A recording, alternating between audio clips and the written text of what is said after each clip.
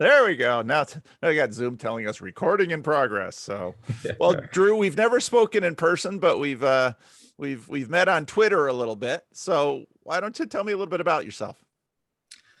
Yeah. So I'm originally from Washington State. I'm a Tacoma native, and lived there pretty much my whole life until I graduated high school, and then moved to Ellensburg, Washington, where I studied music education, got my bachelor's in music ed from Central Washington University. Met my wife there. And while at Central was probably the most spiritually formative part of my life was being a part of a campus ministry from the Assemblies of God called Chi Alpha. And that's where I discovered Christian brotherhood and fellowship, and had some really important spiritual experiences during worship and at retreats and things like that. And then felt a big calling for the nations through some different conferences I attended and some mentors who poured into me and cast that vision, and eventually felt called to Indonesia. And after my wife and I got married, we taught as teachers for a year. And then the year after that, we did Chi Alpha in Indonesia. There was some campus ministry stuff happening there for a year. It was a program called Give a Year, Pray About a Lifetime that they were doing. And the whole idea that they were, calling, young Christian men and women to give a year and, pray and ask God if that's something that would be for a lifetime. And during that time, when we were being mentored by our pastor there, he was really encouraging us to consider how could we use our teaching certificates to continue to, say, live overseas, because we felt really confident that that is something that the Lord had led us to do. And so, yeah, that what happened was we cast our reels into the water, and eventually got teaching positions. So now we live here in North Africa in Tunisia. Oh, wow. And so I'm literally streaming to you live from Carthage of Hannibal fame. And so here we are. We're in our 5th year here in North Africa. Wow, that's wild. That's great. Great. Now if I go to North Africa, I got someone to visit. Yeah, I could take you to all the church ruins. Yeah. Well, that's fascinating. Yeah, literally like a dog walk would be to go to the ancient baths where Augustine perhaps would have bathed. And, there's a church where they believe to be the site, it's, how lore develops, but it's believed to be the site of the Council of Carthage and, things like this. So yeah, that's it's pretty wild. So cool. Yeah, it's pretty wild. Yeah. That's so cool. Wow. Well, you're good at telling your story. You did that just, but you just got all right in there. Well, what did you want to talk about today? Because I know you wanted to talk, because again, you're on Twitter and I didn't know any of your background. So this is really cool.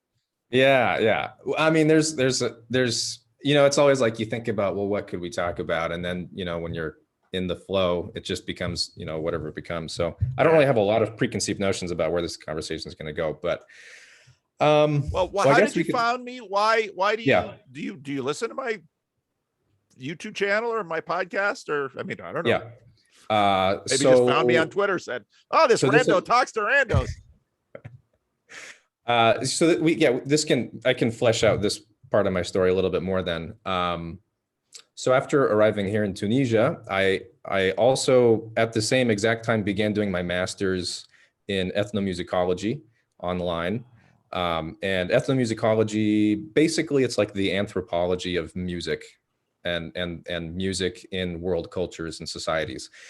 And this would be in 2017 when I began this program. And this is when I really first start learning about postmodernism and perspectivalism, and wrestling with questions of meaning on a more intellectual level, I suppose. I hadn't really had to be put through the ringer thinking through these issues. And so now I'm reading these, authors and scholars who are approaching at it from a secular anthropological frame about, how meaning is made in human cultures and how that's expressed through music. And I'm a music teacher. That's what I do here. I teach at an international school here. And music has always been a way that I was able to connect with people across cultures, specifically through learning music. Like in Indonesia, I had lots of experiences working with Indonesian musicians, learning about gamelan, and how can I, as a jazz musician, sort of collaborate across that, and we developed lots of great bonds that way. Through ethnomusicology, it sort of gave me a lot of the analytical tools, I suppose, to read culture the first thing that did was it sort of dispelled a lot of my preconceived notions about what is music. Just one example, like I study Arabic music as a primary focus of study, and in the Arabic music system, they have doubled the number of notes. And so in the Western system, between C and C is 12 notes. In the Arabic system, it's 24 because it's more subdivided in the intervals. And so anyways, the music has a different tonality. And so you start to then realize, oh, okay, well, some of this stuff is, say, social construct, as they would say. And then later that year, a colleague of mine just said it out loud. Someone I really listened to is Jordan Peterson. I'm like, who's Jordan Peterson? and this was this is during faculty lunch, and she's an interesting character. And so I checked him out, and like my jaw dropped, just like listening to him contradict a lot of the postmodern, say, orthodoxy that I was getting from my readings. Anyways, I was really surprised by that, and he just hooked me in. And so his war on postmodernism is sort of what got me into the Peterson bandwagon. And then I discovered the Bible stuff. And my connection to you, though, is actually through Esther O'Reilly. I don't know how I started following Esther on Twitter, but then she said, hey, you got to check out Paul Vanderklee. I'm like, who's Paul? And so I go on to Apple Podcasts.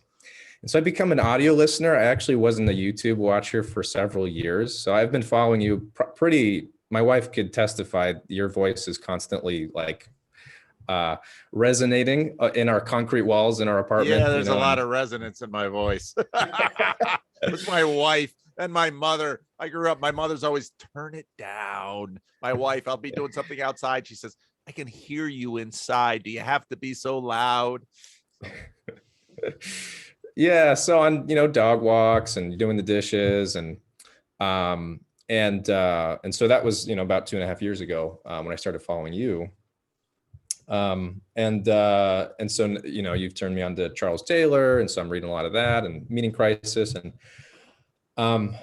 where that's led me to now is having lots of interesting conversations with some of my coworkers who are Sam Harris followers and Eric Weinstein followers, and bringing a lot of those concepts that you brought to the table when you were discussing the Jordan Peterson, Sam Harris debates and Eric Weinstein. And I was able to use a lot of the frameworks that you talk about on your channel, like Group A, Group B, scientific image, manifest image. And I appreciated that as a musician and as an ethnomusicologist, because like, if you look at music scientifically, that can only ever get you so far. And we humans universally participate in music on a level that's directly at the meaning level.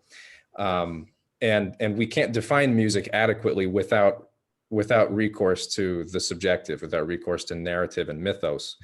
And so combining what you were doing with my studies, I started investigating like music as a kind of apologetic almost. I don't know if that's the right word, but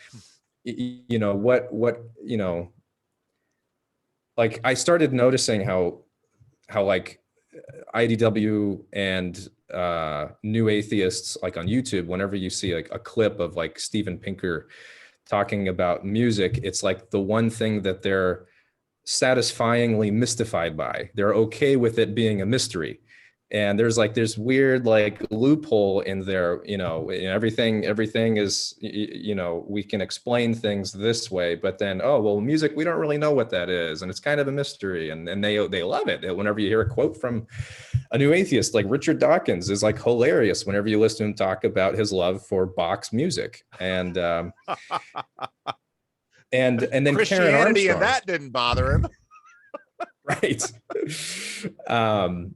And then Karen Armstrong, in her book The Case for God, in the introductory chapter, she refers to music as like an example of, this is something that's like the most abstract art form, quote unquote, and yet all humans do it. It's the universal way every human culture has sort of approached God through ritual. And so anyways, it's opened up lots of avenues of conversation for me with people. And I think the thing that like really, really sealed it home for me that this was a thing that people are starting to catch on to is when I heard a conversation between Glen Scrivener and Justin Brierley. And Glen is interviewing Justin about the state of apologetics today. And Justin says, for a long time, it was mostly about, Christians using science to counteract, the scientific arguments of atheists. And he says, it really, I'm more interested, this is what Justin Brierley said, he's more interested in meaning and how people find meaning. And the thing that he invokes is music. And then he says, music is sort of the unexplored apologetic in this. And so that's been a little bit of, when I'm not teaching, when I'm not doing grad studies, that's been sort of my passion project in terms of research and reading and things like that. That's really cool. I, last night actually, so, of course, Tom Holland is a favorite fascination of mine, and they just released a The Rest is History episode on the Beatles. And I know that Tom Holland, one of his book projects coming up is he suspects that the 1960s, 70s, 60s are really 65 to 75 more than 60 to 69. The 1960s might be regarded at the level of like the 1520s in terms of dramatic, significant turns in religious cultural history. And he sees the Beatles as critical for that. And Dominic Sandbrook was skeptical. So last night, actually, my wife had a very long day because she's starting her school work and all my kids were out of the house. So I got to watch what I wanted to watch on TV. And so I turned up the YouTube and watched a very interesting BBC4 documentary on the origin of the Beatles. And, I was thinking a lot about these kinds of questions where you're exactly right. Music is this, we have no idea what's going on with us and music. I mean, scientifically, you can say, well, it's sound, it's vibrations in the air. Okay. But why, so I was watching, I didn't know much about the origin of the Beatles, frankly, because they never were by any means my favorite band.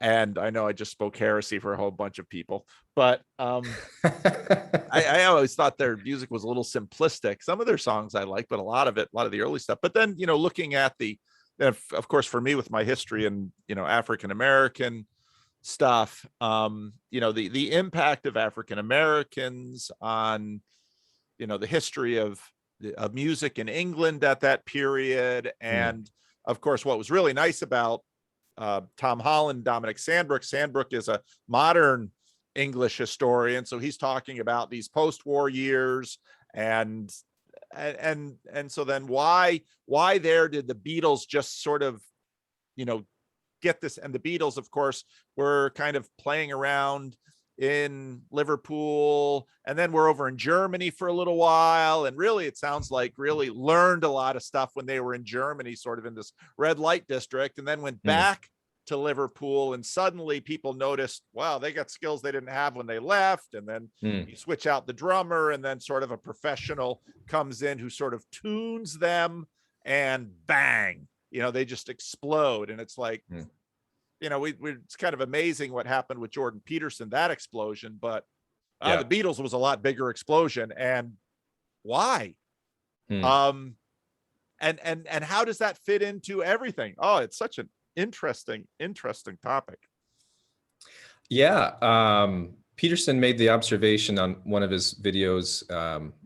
I forget, he's talking to an author. And he just slips it in that how like music, like in the death of God and in the in the removal, or I suppose in the secularization of the West, that music in the 20th century, especially in that era, starts to fill in this void with the development of all these subcultures. And with the Beatles, people who are avid followers, like, okay, so I'll give you an example. I have a friend who has had identified as atheist for a while. I don't know how he would self-identify today, maybe agnostic, if I could be generous towards him. He's a friend of mine. And we have these great conversations about faith, and and he is a big fan of Sam Harris, and so uses a lot of Sam Harrisisms in our conversations. And it's just sort of, you just have to be rational about God, and let's be real, but he's also like a participant in what he calls a doom metal band, and is this just avid super rocker. And I made this observation to him. I said, like, it's almost like you have these, music historians called it the Apollonian and the Dionysian, and you have your Sam Harris Apollonian, we got to be rational, reasonable about this. But then you have this like Dionysian side that just needs to come out. And where's that coming from? And what's the impetus there? And can you justify it? Right. Feels no need to justify that. Right, exactly. That right. just is. Yeah. Oh, really? Yeah. Yeah. Music is like the role of the artist today. Especially when COVID hit, we really started to see like, go to Spotify and pay money to support the artists, that are trying to get through this time. And when we see people, they weren't starving before. Right. And there's almost like this moral like push to support musicians and artists, because they're the ones that sort of carry us through culture. And it's like artists are like priests, to use a Pageauvian. I'm going to go sort of Pageauvian here. Artists are like priests who mediate meaning, cultural meaning, that's relevant to the zeitgeist. And musicians sort of most mysteriously of all, because it's the least iconic form, I suppose. It's no surprise that all these subcultures have a soundtrack that go with them, and music is always connected to an identity group. It's connected to generations, ethnicity, class. There's just all sorts of ways that, music has these, connections. And I think when you ask the question, what is music? Like, I always sort of trolled my Facebook followers, because I'm a music teacher, but I'm always making these things like, I don't know what music is. I'm teaching music, but I don't actually know what it is. And especially like the Karen Armstrong point about how, like, music, like what, rather than asking the question, what is music as a noun? I prefer to think of it as, what does music do the best? Ultimately, like, what are some things that need to have that? And for me, the conclusion was ritual. And it seems like everyone, regardless of who you are, regardless if you're a skeptical scholar, atheist, or, Christian, the understanding of where the arts came from is through, ancient rituals and, let's say, liturgies or cultic practices, shamanism. And, drama comes from liturgies, comes from, the ancient Greek religious rituals and things like this. And music comes from that too. And so, you can live a life technically, without music, but you can't express your God without some sort of participatory, ritualized setting. And I think that's what music does the best. And I think that's sort of how it points us to the image of God. And this is something that, I love talking about with other people who are musicians, like my friend who's an atheist and a Sam Harris follower, but also is in a doom metal band, and just trying to suss out, like, where does it come from? And, why are you doing it? And in today's age, like with what you've been talking about with the rise of the nuns, and like we're starting to see a lot more, I don't know if this is the right word, but sacramentalization or ritualizing of secular meaning through rituals, where where, in the secular space, things like mindfulness and meditation is like, oh, that's a normal and good thing to do. Things like yoga, and music has always been there doing things like that. So I find myself where I'm at in my secular workplace, seeing a little bit more of that sort of creep in, that our notion of what it means to be in a secular society, what it means to work in a secular, work environment, what that looks like is different than what it used to be. Perhaps you would classically define secularism as saying, okay, well, we recognize that everybody's religious. Let's just sort of agree to just not interface that way. And we'll just sort of occupy this neutral space. But now it's increasingly becoming more like secularism not only is the default, but then there's also these forms that are, these rituals are good to do and okay to do, and we can force you to do them because, oh, it's secular, it shouldn't affect you. Those are not good. We need to keep those out. I just finished a conversation that I'll probably share tomorrow. Guy was just sharing some of his journey through, he grew up United Methodist, was in an Episcopal church and really enjoying the Episcopal church. And then the word came down from the hierarchy that they had to figure out how they were going to participate in the Pride Parade. And he said, we don't participate in the Veterans Day Parade. We don't participate in the 4th of July Parade. Why is the Pride Parade?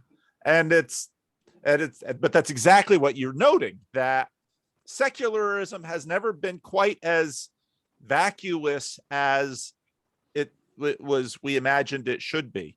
And it's very interesting what you say too, because one of my favorite lines from John McWhorter in a video where he's talking to Glenn Lowry is he's at Aspen, I think it's at Aspen, and there's this big, very elite, high level grouping, and racism is on the docket. Of course, McWhorter's written a number of books about racism, and everyone's talking about we have to come to terms with racism. And so he just tells the people, what do you mean come to terms with racism? Tell me what that looks like. And then he says, I can imagine a soundtrack. And when he said that, I thought, oh, that's really telling. And that's exactly right, because when he's pushing them and say, what exactly, he says, what we're going to do is we're going to walk out of here and we're going to take our bottle of water and say, oh yeah, that was really deeply meaningful. And we're all going to agree with that and go about our lives, and nothing's really going to change. So please tell me what coming to terms looks like. I can imagine a soundtrack. And I thought, that is so interesting, because he's exactly right. He's put his finger on it. And partly through now let's say the ritual of cinema, which, I remember talking to one of my friends here, and there's a couple different friends, and one of them said, this guy here, he's got weird taste in music. I said, well, what is your taste in music? He says, I like listening to movie soundtracks. And it kind of took me back a little bit, but a few years later, I was kind of watching some of the things that I was paying attention to with respect to music, and realized movie soundtracks are in some ways what hymnody was to Christendom, because movies have become such a deeply formative aspect, usually for the very young. Older people sort of, they might age out of movies to a degree, but and of course, part of the power of cinema is, and now especially with special effects and CGI, you have an incredibly broad canvas to paint upon, and you have all of these extremely powerful artistic elements. I mean, when is the last time we watched a movie that had no soundtrack? And if you're just watching a movie and you're paying attention, let's pay attention to the soundtrack. And I was just talking about the podcast, The Rise and Fall of Mars Hill. One of the things that got my attention right away with that was the soundtrack. It's enormously dependent on the soundtrack. Whereas I don't even have an opening like Peugeot has, or like Peterson has for my videos. And part of that is like, I just can't be bothered. But another part of that is, I actually did choose a piece of music, and I Oh, actually contacted the musician who wrote and I got permission to use it. But I've never pulled the trigger on it, partly because as a pastor, another one of the things that I know is we have all of these churches, at least post-reference, have spent a lot of time on theological confessionalism. But any watcher of churches in the United States knows yeah, probably nothing is more determinative of your audience in a church than the music. 100%. And even really, I remember hearing Rick Warren, who's one of the most successful mega church, said, well, the church was kind of doing okay. And then we got our music guy, and then things took off. And it's like, so What Rick, is that? what's that say about your preaching, huh? Yeah. Yeah, this is good. There's a lot of ways we could take this. When I was in university, I mentioned Chi Alpha and going to some retreats. At one retreat, there was a Saturday evening service, and the worship band was there, and they started playing the music. And then there was at that time in my life, I was struggling with some things that young men would struggle with, and praying through it. And there was a moment where the leader of the worship band invited people. It's like an altar call, basically. Come forward if you want prayer. And a lot of times when that happens at church, I'm like, is that for me? I don't know. And I just sort of still I stand, but I'm in my seat. But this time was very different. It was an automatic response that my legs just sort of carried me to the front. And I actually, like, cognitively was like, I don't actually know why I'm coming to the front, but there I was. And then I knelt down and I started praying, and someone else had put his hand on my back and asked me, and from a different part of the state, and asked how he could pray for me. And I was just confessing some things, and then he started praying for me, and then I started praying, and the worship team is playing, and it is loud, in those situations, volume wise, it is loud, and that's an effective thing that they do. And so then I started praying out loud, and then I felt something happen in this moment that it's the only time I've ever felt anything remotely close to this. Was basically like I started just watching myself worship, and I'm literally screaming at the top of my lungs, but I can't actually hear myself screaming at the top of my lungs. And I feel like I'm just watching myself do things, and it's like the closest thing to like literally being drunk. And that's just how not in control of the members. They're just crying out to the Lord. And I was in that state for maybe a minute and a half or something. And then just came out and just felt this, I felt really at peace after that had happened. And, and since then I'd always been like, well, what did that moment mean? And there's all sorts of layers of analysis that could come on that kind of a situation. On a social constructionist might look at that and say, well, you had the music going, you're in this social context, there's these people there, and you're agreeing together in this powerful thing. I have a Pentecostal background, so I would say something like that was the Spirit of God working in me. And I'd always sort of wondered what was the role of music in that situation. If I didn't have the music, would that have happened? And does that even matter? All I know, just coming from that is like, that was, like that was a moment. I know people who, they've been to South America, they went to a cave, and then they took a hallucinogenic and had this like amazing spiritual experience. Or they go to Burning Man and they take something and they have this amazing, I didn't take anything. I was just worshiping, and I had that experience. Yeah. And it happens all the time. Yeah. This is all over the place. And people are like, well, I think you really need to. And it's like, I don't know why you think this is so remarkable.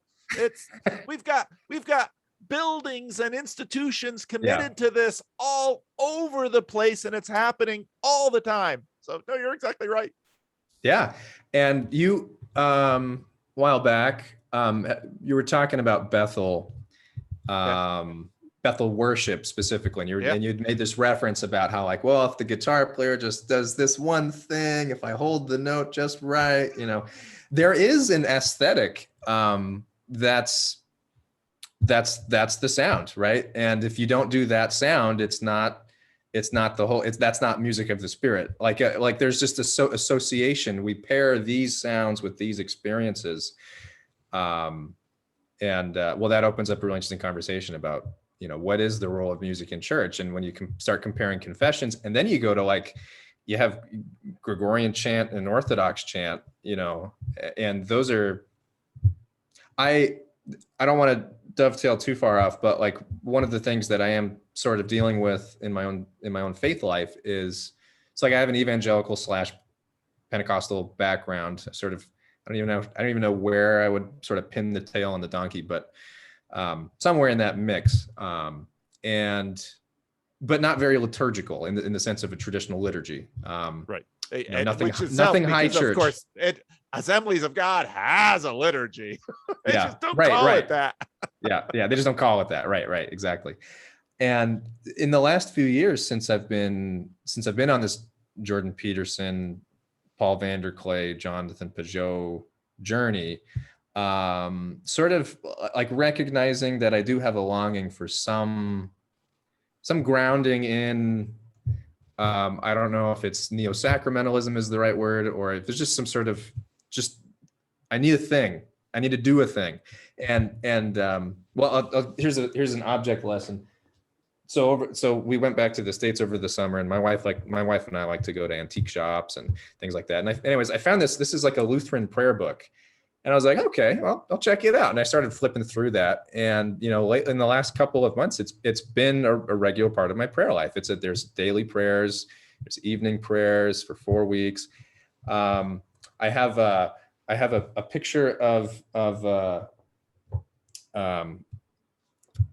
Christ Pantocrator from the Hagia Sophia mosaic. I don't know if it's the actual Christ Pantocrator, but anyways, I have that, like, up here in my office right here. It's like an icon, but I'm like, here I am a Pentecostal, or an evangelical, but I have this, like, I don't like pray to it, but when I pray, I'm like facing in that direction. And anyways, I find myself going through these, like, shifts in how I walk out my faith and how I practice it. And so coming back to music, like when you look at what's happening with Gregorian chant and an Orthodox chant, what you have is a tradition that is a Christian tradition, in the sense of, when you hear that sound used in a secular context, they're borrowing it from the church, historically speaking. Whereas there's a little bit of an inversion in this world, in the Bethel world, say, where there's an aesthetic that's sort of being plucked from in the secular musical world, that's then sort of being reappropriated into this context here. And anyways, that's sort of this inverted image that I have right now of just sort of what music means in the church. Yeah. I wish you had been with me yesterday. I was at a memorial service for African-American woman, and it was in a Black church. And I've officiated and participated in many Black funerals, and they have their own liturgy. They really do. And I kept the program. The program is quite lovely, and they had her obituary, and she's the mother of someone who's been who I've been pastoring, I'll say it that way. And it was, I was very happy that I could go to the service. The service was about 2 hours and 15 minutes long, which is not the way white folks do memorial services generally. And the message in that service was about 50 minutes. And that pastor doesn't do eulogies like I do eulogies, but it was classic Black apostolic. You had the organist, you had the preacher, they were in sync. He was working so hard to try and get someone to come forward to be baptized that I was ready to be baptized just so we'd land the plane. It's like if you're just you're just really working hard on this dry tree here, buddy. But anyway, but I thought a lot about the way the music, the ritual, the rhythm, the words, because I've seen a fair amount of it, and it just is. So I'm sitting there, and why not pay attention to what's going on and try and think about it? But you're exactly right, and your use of ritual here. I mean, even that word is, what do we mean by that? And Yeah. it's sort of in some ways, if music is vibration of air, ritual is in some ways the vibration of motion, because it involves repetition, but it's also repetition and variation. And well, and as soon as we start talking about any of the arts this way, you start to see how in the West, our conception of what is art, what is the arts, what, like our fundamental association with music is as an art. What is an art? And, I'm a music teacher, and like music is part of the arts program. And, you go to an art museum and you see these paintings on the wall where we fundamentally think of music as like, okay, well, it's this thing that's our word association is art. And I think in the Western sense, what we've done with art is, I think to use Charles Taylor's concept of the buffered self versus the porous self, where that word art can just be slapped on to just about anything, and then it becomes a buffered thing where, and I see the biggest like contradiction of terms when they say something like Islamic art, where it's like, okay, here's a book of Islamic art, and what are you looking at? You're looking at the Quran, you're looking at mosques, you're looking and you're reading about the recitation of the Quran as their music. It's like, they don't say it's art, we say it's art, because from our lens we're adding this buffered thing, whereas from the porous self, right, from within, it's like, no, a Muslim is not going to say that the recitation of the Quran is music. And that's a whole subject that comes up in Islam of, and we're seeing it right now with the Taliban in Afghanistan. I just saw an article about a folk musician who was executed, and worried about the ban on music, and that just opens up, well, what is music, and how do they define music, and why do we have the right to define music as one thing, versus those? It's a very different definition of what is music. Yeah. Even though the Taliban have, like, say, military chants or songs or something like that, there are some certain kinds of form like that. So yeah. And somebody made the observation recently that the protests in the wake of the George Floyd incident have, unlike many protests in American history, of which obviously these protests they're certainly participating in the ritual of American public protest, there's been no song in this movement, which is, its absence is fascinating, because there's song for Vietnam protests, there's song for the anti-Jim Crow civil rights protest. There's, many protest movements in America have had song associated with them, and those songs, in the church I grew up in, those songs sometimes were in and out of the church. Sometimes church songs are appropriated for protest songs.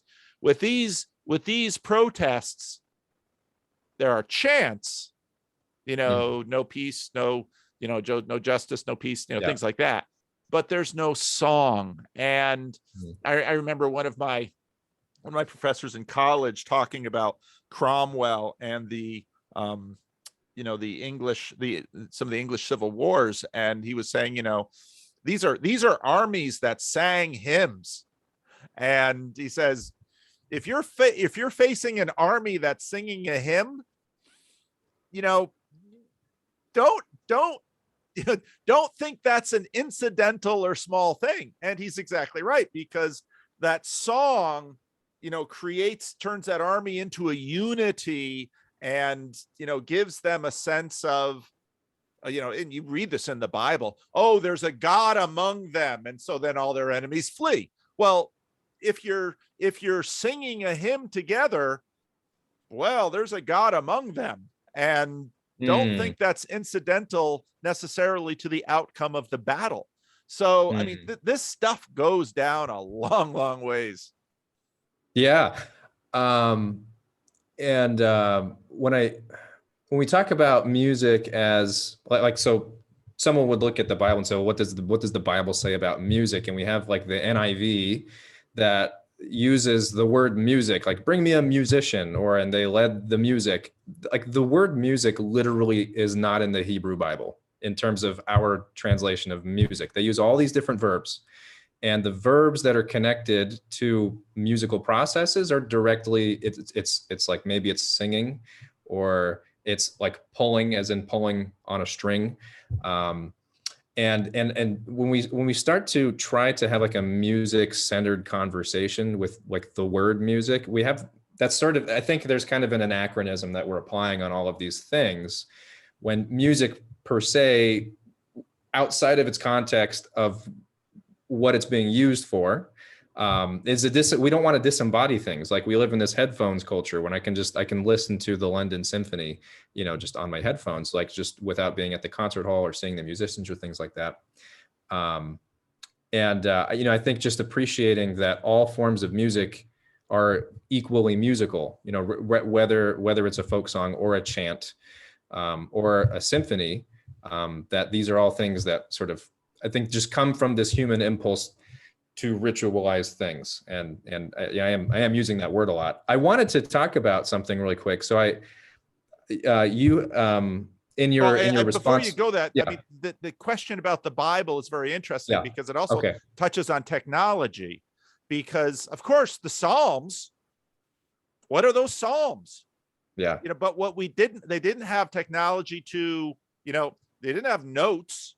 I mean, people don't recognize that, sheet music is technology. And now, of course, recorded music is technology. So, I mean, there's lots of layers. Anyway, I just wanted to get that in before we get to your question. Yeah, that's good. Thank you. That's good.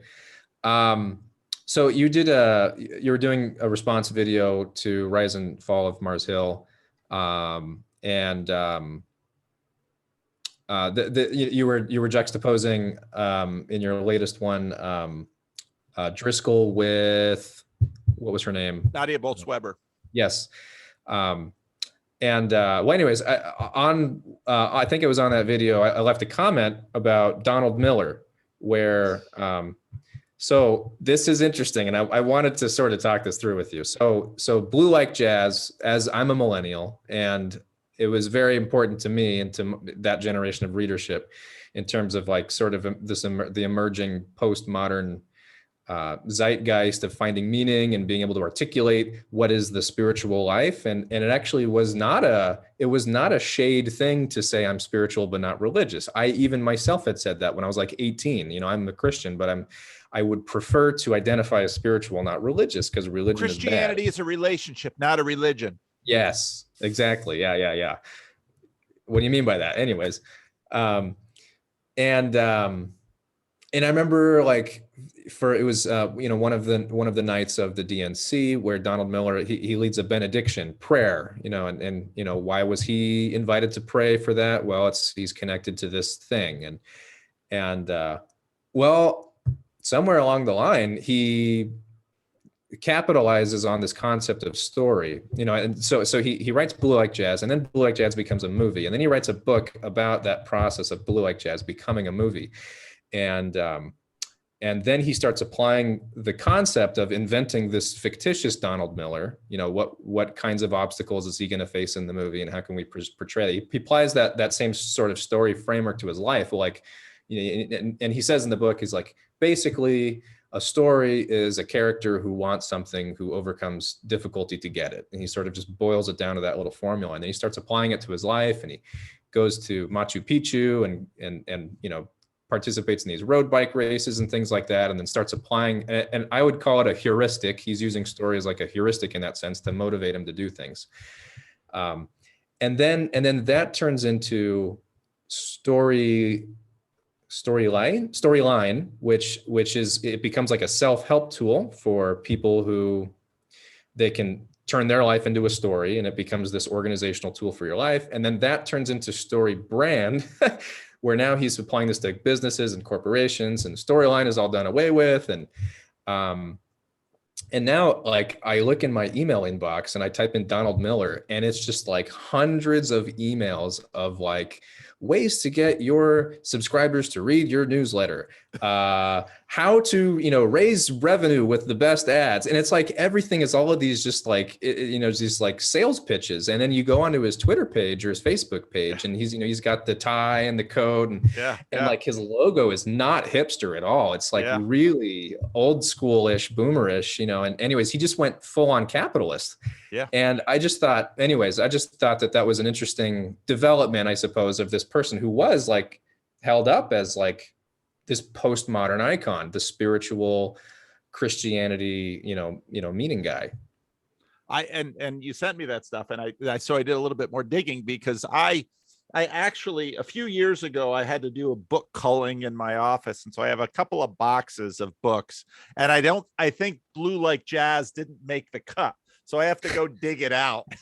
But, when you mentioned that, I was like, oh, wow.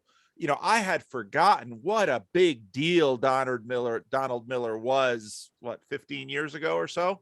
I mean, everybody was reading that book in circles that I knew, and, women's Bible studies, but usually of millennials. And I'd remember just in the back of my head, oh yeah, he kind of turned this thing into a brand. So then I went and looked at his Twitter, and it was like, wow, he went hard. But that's so interesting, because, one of the interesting things about Mark Driscoll is that he and Nadia Bolz-Weber both begin as sort of anti-elite, populist, grungy rebels.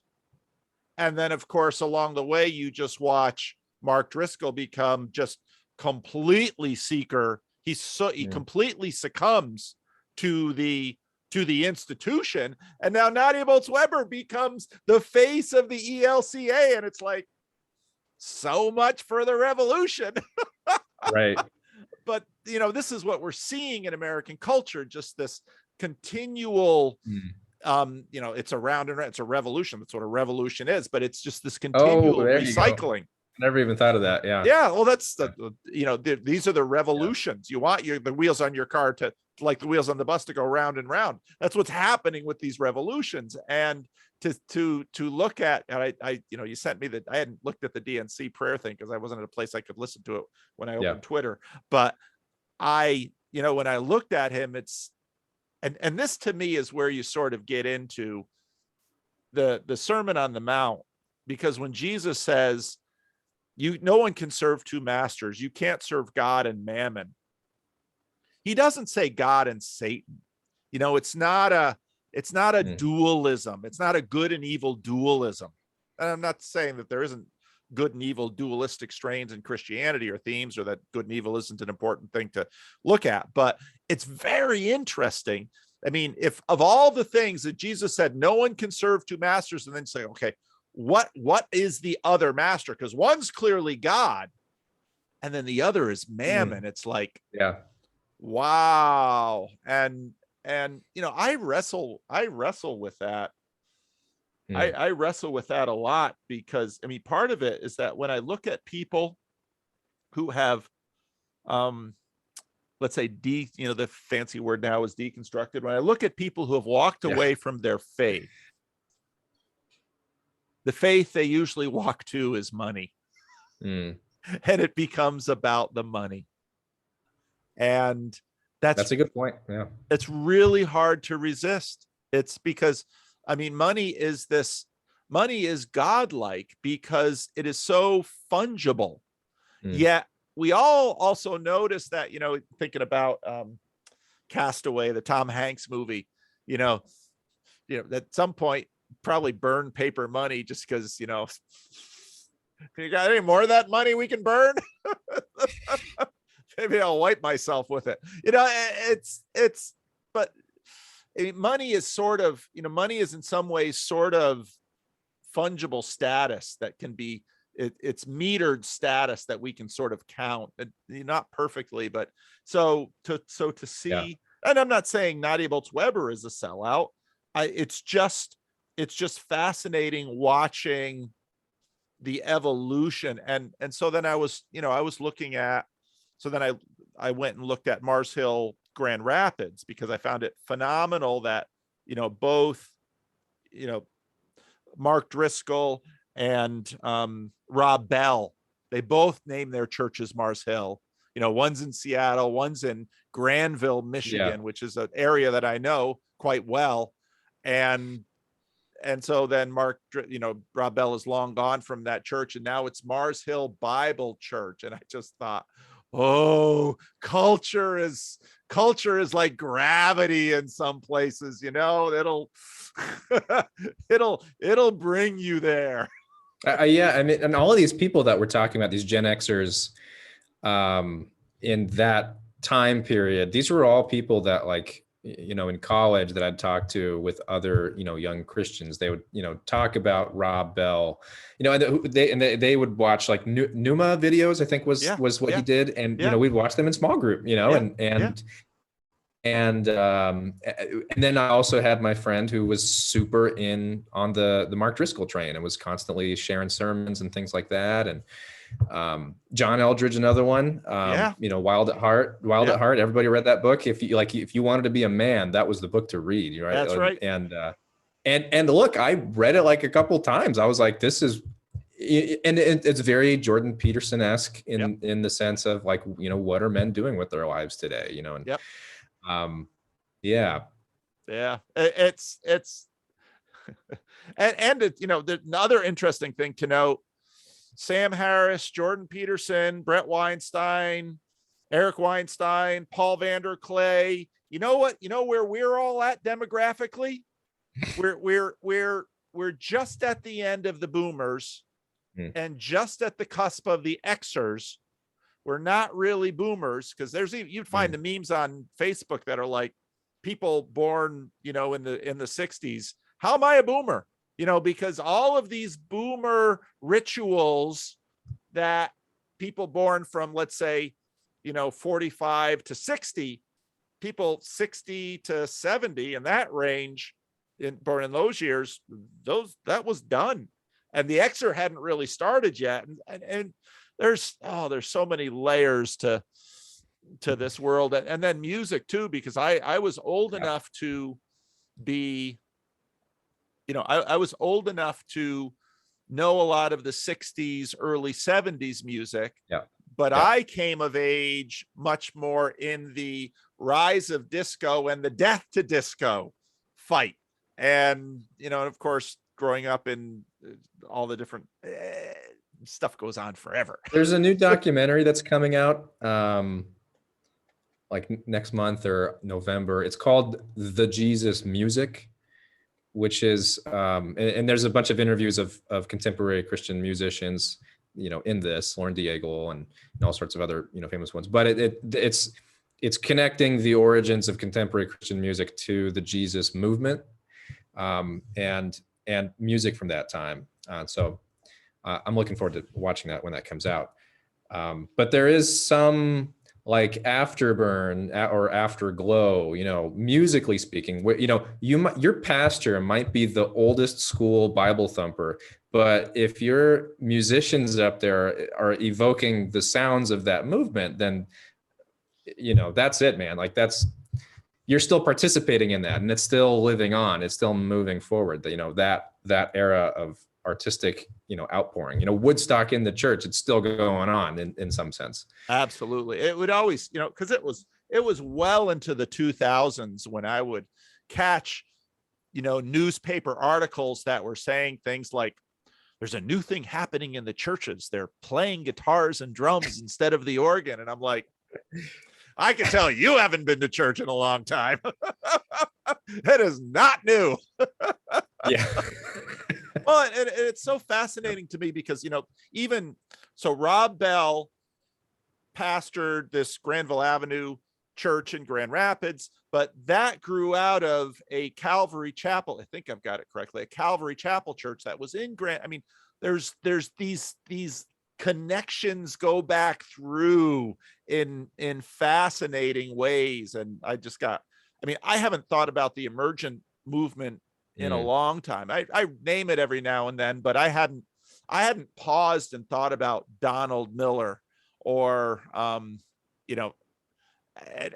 then once the name was there, it was like, oh yeah, that was That was the but whole thing. and it's hard to describe, but I can imagine a soundtrack.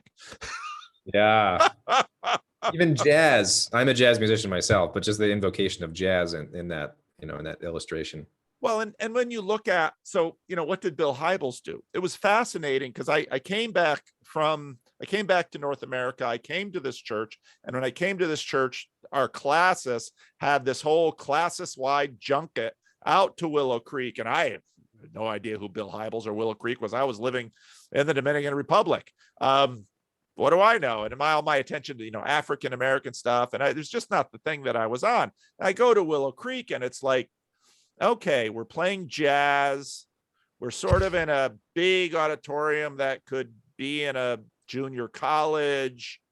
But the message is basic American revivalist evangelicalism from a guy who grew up in the CRC. And, I'm just watching this. And so, yeah, well, we've taken, 4 spiritual laws and the Roman road, and we've taken all of those things and we put jazz on top of it. Yeah. And we took the crosses down. Then, of course, the emergents are like, they're going to put crosses up. They're going to put lots of crosses up. And we're not just going to put crosses up. We're going to have candles and we're going to have intentional ritual. And because, of course, the Seekers stripped out all the ritual, but music, nobody, well, then of course, then there's the intentional absence of music. And I mean, it goes on forever and ever.